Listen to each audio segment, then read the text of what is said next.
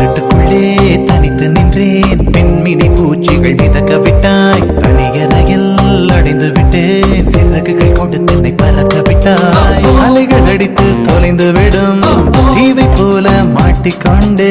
இறுதி சடங்கில் மீதிகள் படும் பூவை போல சங்கி விட்டேன்.